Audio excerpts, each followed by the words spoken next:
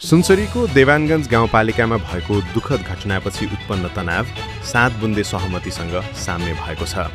पीडितलाई न्याय दिलाउनको लागि गाउँपालिका अध्यक्ष मेहताले लियो कडा अडान र निरन्तरको पहलपछि बिहिबार गृहमन्त्री आफै देवानगञ्ज पुगेर सहमति गर्नुभएको हो। सरकारसँग सहमति भएसँगै मृतक परिवारले हिजो शुक्रबार मृतकहरूलाई हिन्दू परम्परा अनुसार घटना भएको स्थानमा अन्त्येष्टि गरिएको छ। करतसन 10 बजे रातिदेखि तनावग्रस्त बनेको सुनसरीको देवानगञ्ज गाउँपालिकामा अन्ततः सहमति जुटेको छ। घटना लगत्तै गाउँपालिका अध्यक्ष बेचन प्रसाद मेहताले अभिभावकको भूमिका निर्वाह गर्दै पीडितलाई न्याय दिलाउन निरन्तर पहल कदमी दिनुभएको थियो। गाउँपालिकाले तत्कालै कार्यपालिका बैठक राखेर मृतक परिवारलाई 10-10 लाख रुपैयाँ र घाइतेलाई 2 लाख रुपैयाँ सहयोग गर्ने निर्णय गरेको थियो। साथै उक्त घटनामा मृत्यु भएका मृतकलाई शहीद घोषणा गर्नको लागि केन्द्र सरकारसँग सिफारिस गर्ने समेत निर्णय गरेको थियो। पीडितलाई न्याय दिलाउन बेचन प्रसाद मेहताले हरेक निकायमा आवाज उठाउनुभयो।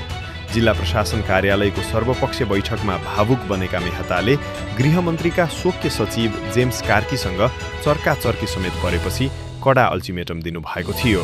काठमाडौँमा बसेर पुग्दैन, गृहमन्त्री आफै देवानगञ्ज आएर जनताको समस्याको समाधान गर्नुपर्छ, होइन भने अब उपरान्त जे भए पनि सबै जिम्मेवारी सङ्घीय सरकारले लिनुपर्ने अडान राखिएको थियो।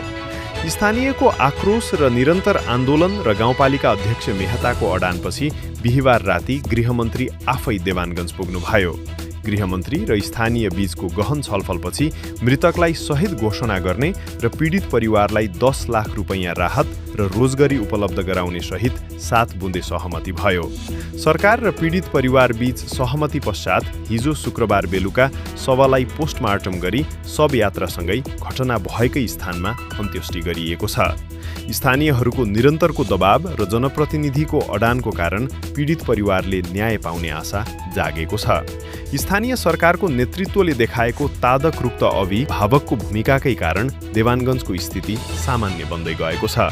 स्थिति सामान्य बन्दै गए पनि स्थानीयहरूले छिटोभन्दा छिटो माग सम्बोधन नभए पुनः आन्दोलन चर्काउने अल्टिमेटम समेत दिएका छन्।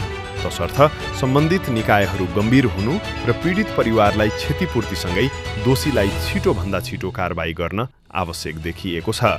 फेरि पनि नयाँ अपडेट दिने नै छौँ। पेजलाई फलो गरी भिडियो सेयर गर्नुहोला।